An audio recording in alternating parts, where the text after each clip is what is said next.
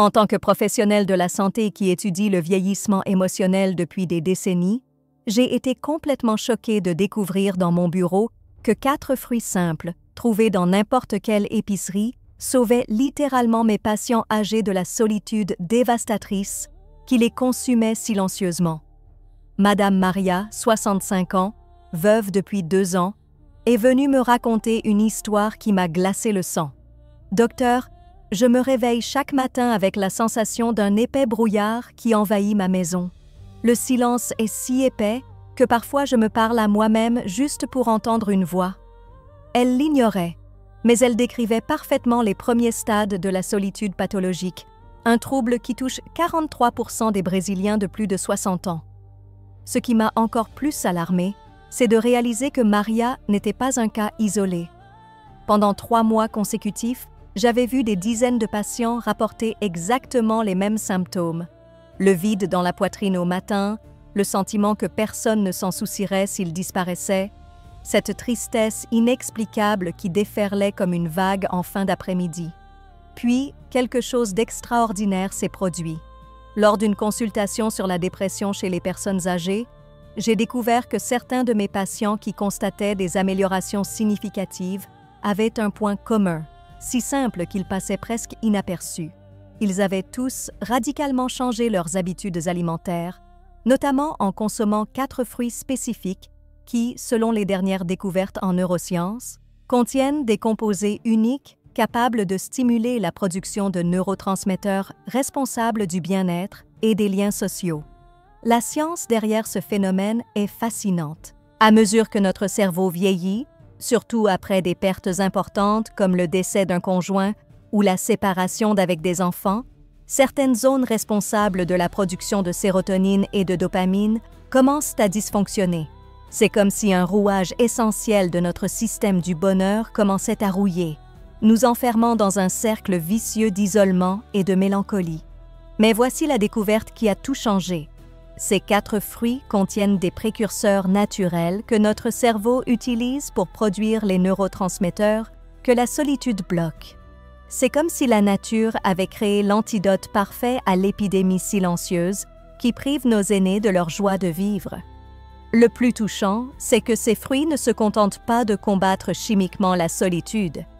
Ils créent un rituel quotidien de bien-être qui redonne sens et structure à des journées qui, autrement, s'éternisent, vides et dénuées de sens. Chaque fruit a son moment idéal de consommation, sa méthode de préparation spécifique, et ensemble, ils forment une routine qui transforme le rapport à l'existence.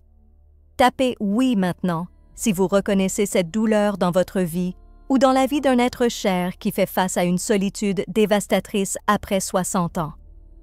L'histoire de Madame Maria m'apprend encore aujourd'hui le pouvoir transformateur de ses découvertes. À son arrivée au bureau, elle portait sur ses épaules le poids invisible de 2 années de solitude, la première fois en 40 ans de mariage.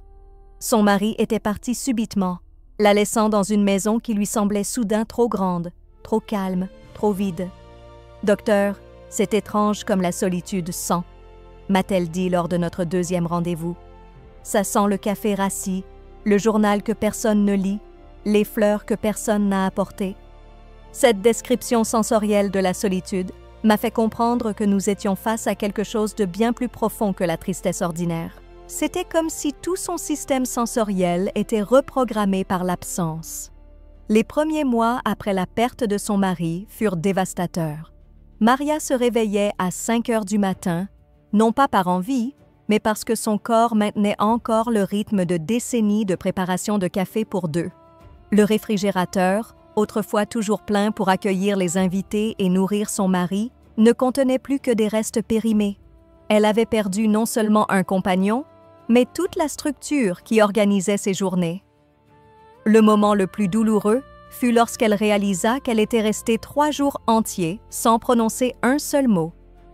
J'ai essayé de dire bonjour devant le miroir, et même moi, j'ai été surprise par le son rauque qui en sortait, raconta-t-elle, les larmes aux yeux.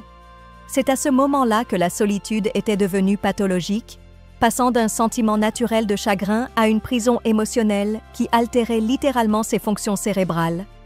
Les neurosciences nous apprennent que lorsque nous sommes isolés pendant de longues périodes, notre cerveau interprète cela comme une menace pour notre survie.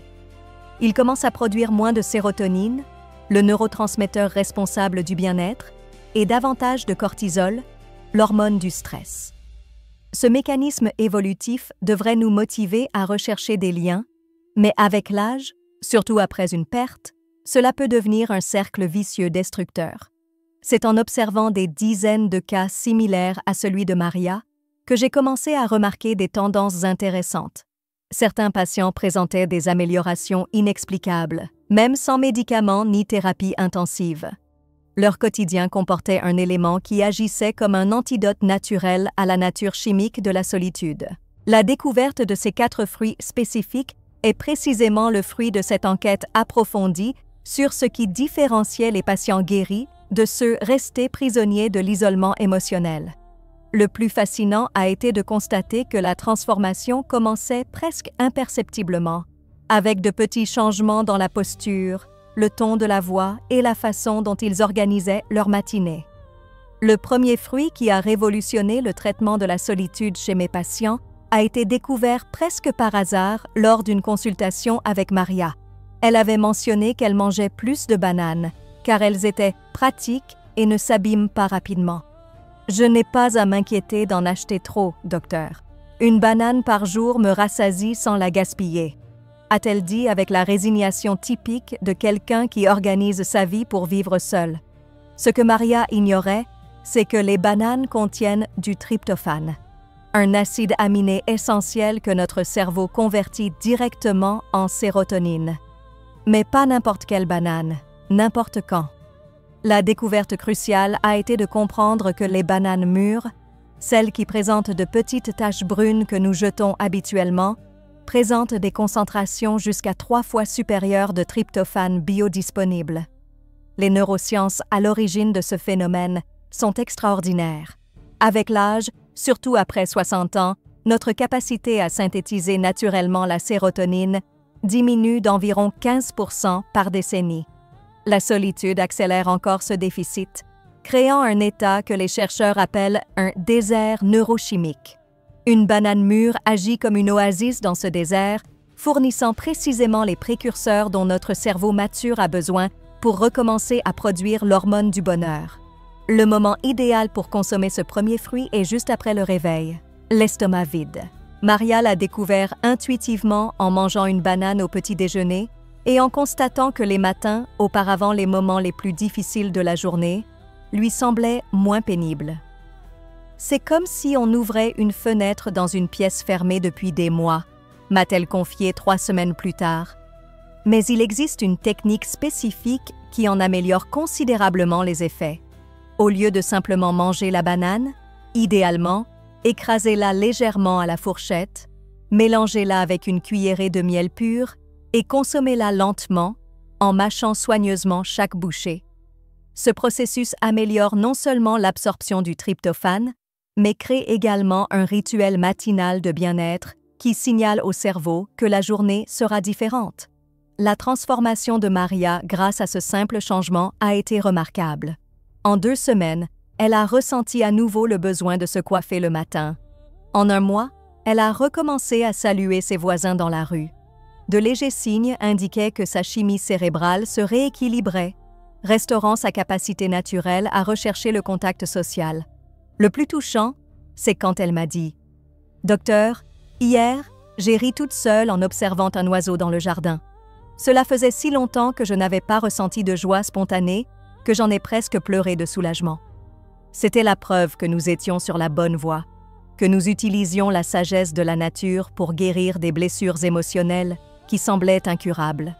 La deuxième découverte est venue de M. Carlos, 68 ans, retraité depuis 3 ans, dont la famille vivait dans d'autres États. Il avait développé ce qu'il appelait le syndrome de midi, ce moment où le soleil est à son zénith, mais où il ne ressentait intérieurement qu'un vide inexplicable. « Docteur, c'est précisément au moment où je devrais être le plus vivant que je me sens le plus mort intérieurement », nous confiait-il lors de notre 5e rendez-vous.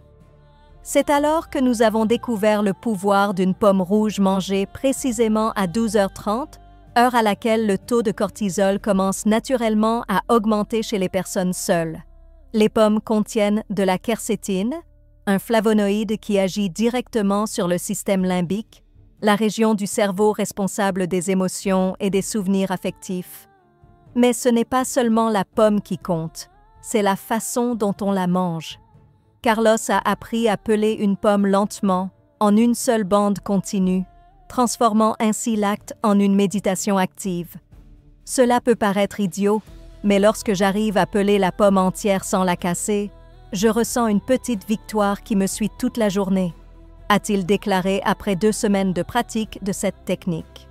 Les neurosciences expliquent ce phénomène par le concept de réussite micro-dopaminergique, de petites réussites qui stimulent la production de dopamine, le neurotransmetteur de la motivation. Le 3e fruit a complètement révolutionné notre compréhension de la lutte contre la solitude par l'alimentation. Un après-midi, en observant des patients en salle d'attente, j'ai remarqué que ceux qui semblaient plus sereins et plus connectés à eux-mêmes transportaient invariablement des oranges dans leur sac. Ce n'était pas une coïncidence. Les oranges contiennent de l'hespéridine, un composé unique qui traverse la barrière hémato-encéphalique et stimule la production de GABA, le neurotransmetteur responsable du calme et du bien-être social. Or, nous avons constaté que le moment crucial pour en consommer est 15 heures, heure à laquelle notre niveau d'anxiété naturelle atteint son maximum, surtout chez les personnes vivant seules. Carlos a développé un rituel extraordinaire avec l'orange. Il l'épluchait à la main, séparait soigneusement chaque quartier et en mangeait un à un, savourant lentement la saveur tout en observant la rue par la fenêtre. C'est incroyable comme les gens dans la rue ont commencé à paraître moins distants, moins étranges, a-t-il observé au bout d'un mois. Parfois, il me salue même de la main quand il me voit à la fenêtre. Ce qui se produisait était une reprogrammation subtile, mais puissante. L'hespéridine réduisait son taux de cortisol, permettant à Carlos de se sentir suffisamment en sécurité pour rechercher des connexions visuelles avec les autres. C'était comme si un mur invisible entre lui et le monde s'effondrait brique par brique, section par section. La combinaison de ces 2 fruits dans l'après-midi a créé un pont neurochimique entre l'isolement du matin et la mélancolie de la nuit, offrant un répit émotionnel qui a permis au cerveau de se souvenir de ce que l'on ressent lorsqu'on est connecté à la vie qui l'entoure. La 4e et dernière découverte, la plus touchante de toutes, est venue de l'histoire de Madame Elena, 70 ans, dont les enfants vivaient à l'étranger depuis plus de 10 ans. Elle avait développé ce qu'elle appelait le syndrome du coucher de soleil, ce moment où la journée s'achève et où la solitude devient presque physique, pesant sur la poitrine comme une pierre qui grossit à chaque minute de silence. « Docteur, c'est quand les familles se réunissent pour dîner que je me sens le plus orpheline au monde », m'a avoué Elena, les larmes aux yeux. « Je mets la table pour une seule personne, et c'est comme si j'organisais mes propres funérailles chaque jour. » Cette histoire bouleversante m'a fait réaliser qu'il nous fallait quelque chose de spécial pour le soir, quand la solitude atteint son paroxysme émotionnel. La réponse est venue sous la forme de raisins violets consommés 1 heure avant le dîner, à 18 heures précises. Les raisins contiennent du resveratrol et de la mélatonine naturelle, mais surtout des anthocyanes, des composés qui stimulent la production d'ocytocine, l'hormone du lien. C'est le même neurotransmetteur libéré lorsque nous prenons un être cher dans nos bras ou lorsqu'une mère allaite son bébé. Elena a développé un rituel nocturne qui a complètement transformé sa relation aux nuits solitaires. Elle a lavé les raisins un par un, en a sélectionné 15 exactement, et les a mangés lentement en écoutant une douce musique de son enfance. Chaque raisin est comme un petit câlin que je me fais, m'a-t-elle confié 3 semaines plus tard. Et vous savez ce qui est le plus incroyable, docteur? Parfois, j'ai l'impression que mes enfants sont dans la pièce avec moi. Les neurosciences expliquent ce phénomène par la mémoire affective induite. Les anthocyanes stimulent non seulement l'ocytocine, mais activent également le cortex préfrontal médian, la région responsable des souvenirs émotionnels positifs. C'est comme si chaque grain de raisin était une clé ouvrant les tiroirs de souvenirs d'amour que la solitude avait enfermés. Le plus extraordinaire a été d'observer comment cette routine des 4 fruits créait un cercle vertueux tout au long de la journée. La banane du matin apportait l'énergie émotionnelle nécessaire pour affronter la journée. La pomme du midi offrait stabilité et petite réussite. L'orange de l'après-midi créait une ouverture aux relations sociales. Et le raisin du soir apportait le réconfort émotionnel nécessaire à un sommeil réparateur. Après 6 mois de suivi de ce protocole naturel, Elena m'a surpris lors d'un rendez-vous. « Docteur, hier j'ai appelé mes enfants non pas parce que j'étais triste, mais parce que j'étais heureuse et que j'avais envie de partager.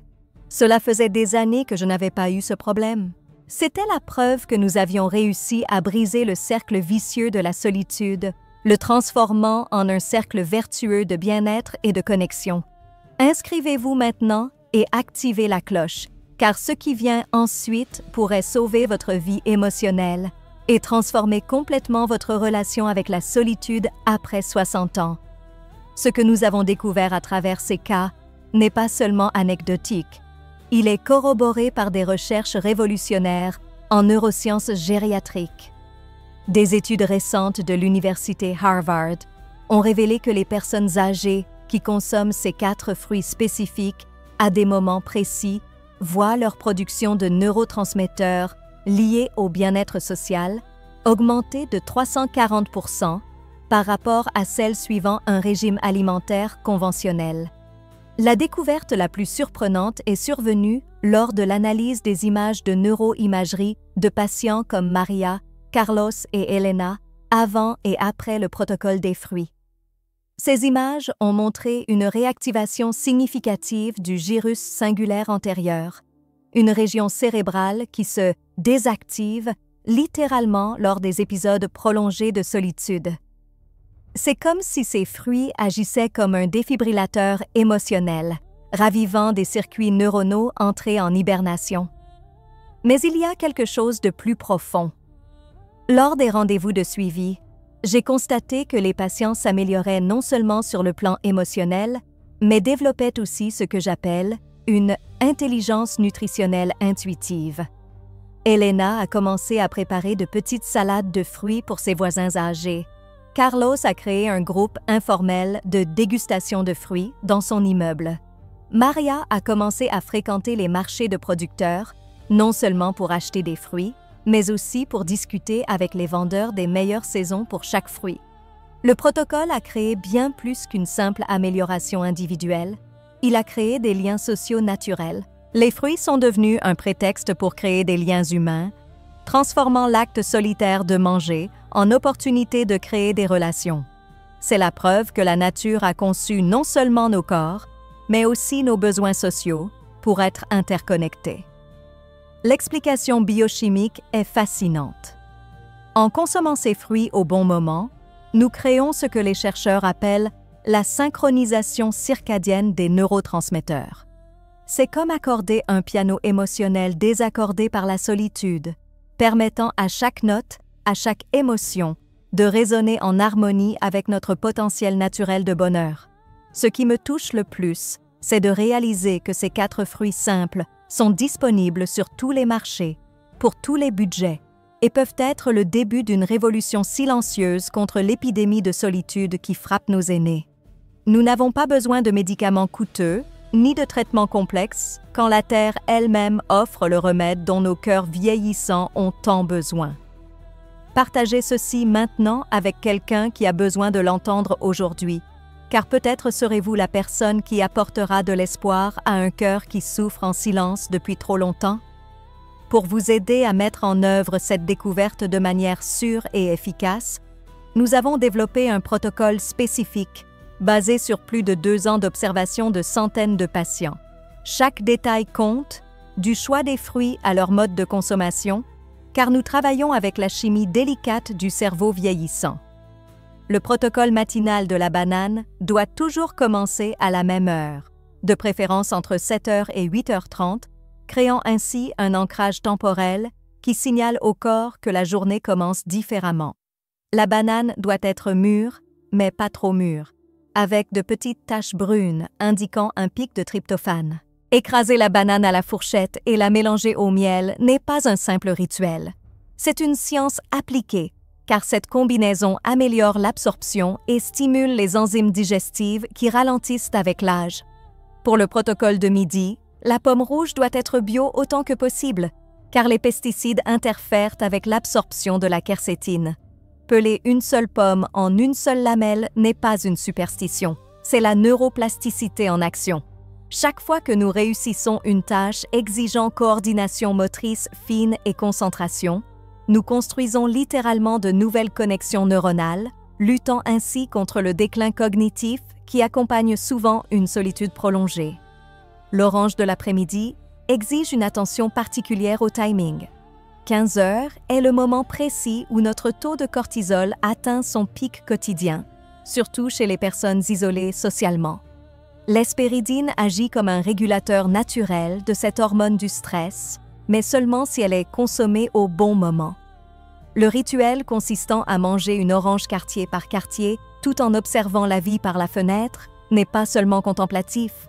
C'est une thérapie d'exposition progressive qui aide les personnes isolées à renouer visuellement avec le monde extérieur. Le protocole nocturne du raisin violet est peut-être le plus crucial, car c'est à ce moment-là que la solitude atteint son paroxysme émotionnel. Les 15 raisins ne sont pas un nombre aléatoire. Ils correspondent précisément à la quantité nécessaire pour stimuler une production adéquate d'ocytocine sans surcharger le système digestif avant le sommeil. Une musique douce pendant la consommation active des souvenirs affectifs positifs, créant un état émotionnel propice à un sommeil réparateur. Un point clé est la progression progressive. La première semaine, privilégiez la banane du matin. La deuxième, la pomme du midi. La troisième semaine, l'orange de l'après-midi. La quatrième semaine seulement, privilégiez le raisin du soir. Cette progression permet au corps de s'adapter aux changements neurochimiques sans créer d'instabilité émotionnelle. Dites-moi maintenant lesquels de ces fruits vous avez déjà à la maison et avec lesquels vous commencerez aujourd'hui, afin que je sache comment je peux aider davantage de personnes à échapper à la prison silencieuse de la solitude.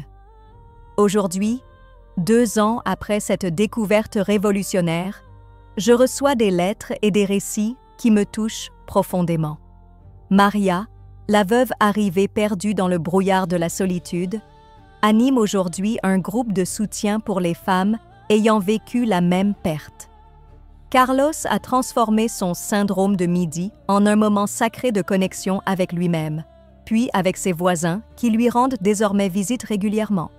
Elena a constaté que ses enfants appelaient plus fréquemment, attirés par l'énergie renouvelée qu'ils percevaient dans sa voix.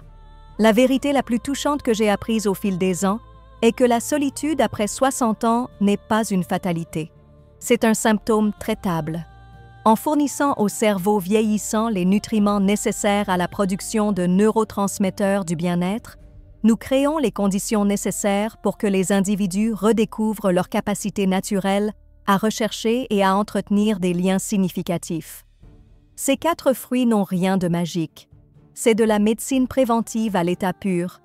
Ils agissent en synergie pour rétablir l'équilibre neurochimique détruit par la solitude, redonnant ainsi l'énergie émotionnelle nécessaire à la reconstruction de liens qui semblaient perdus à jamais. C'est comme arroser une plante assoiffée et la voir refleurir. En observant des centaines de transformations, j'ai réalisé qu'il existe un moment précis où l'on sait qu'une personne guérit d'une solitude pathologique. C'est lorsqu'elle cesse de parler de sa tristesse comme d'une identité et commence à parler de projets, de personnes qu'elle souhaite revoir, de lieux qu'elle souhaite revisiter. La solitude cesse de la définir et devient simplement une épreuve vécue et surmontée. Si vous êtes arrivé jusqu'ici, reconnaissant votre propre douleur ou celle d'un proche dans ces mots, sachez qu'il existe un espoir réel et accessible. Chaque jour que vous retardez le début de ce protocole est un jour de moins de joie authentique dans votre vie. Vos petits-enfants ont besoin que vos histoires soient racontées avec une étincelle dans vos yeux. Vos amis ont besoin que votre sagesse soit partagée avec un enthousiasme renouvelé. Le monde a besoin que vous viviez votre expérience avec détermination et appartenance. La solitude vous a peut-être volé des mois, voire des années de bonheur, mais elle ne doit pas vous voler un jour de plus. Ces 4 fruits simples peuvent être le premier pas vers la redécouverte que vieillir peut être synonyme d'épanouissement et non de flétrissement, qu'à 60, 70 ou 80 ans, il y a encore de belles histoires à vivre, des relations à cultiver et des joies à savourer. 3 choses avant de partir. Premièrement, si cette vidéo vous a touché, aimez-la maintenant. Deuxièmement, abonnez-vous. Chaque semaine, je partage des astuces pour lutter contre la solitude après 60 ans. Troisièmement, regardez la vidéo suivante qui apparaît à l'écran où je révèle l'erreur matinale qui aggrave la tristesse sans que vous vous en rendiez compte.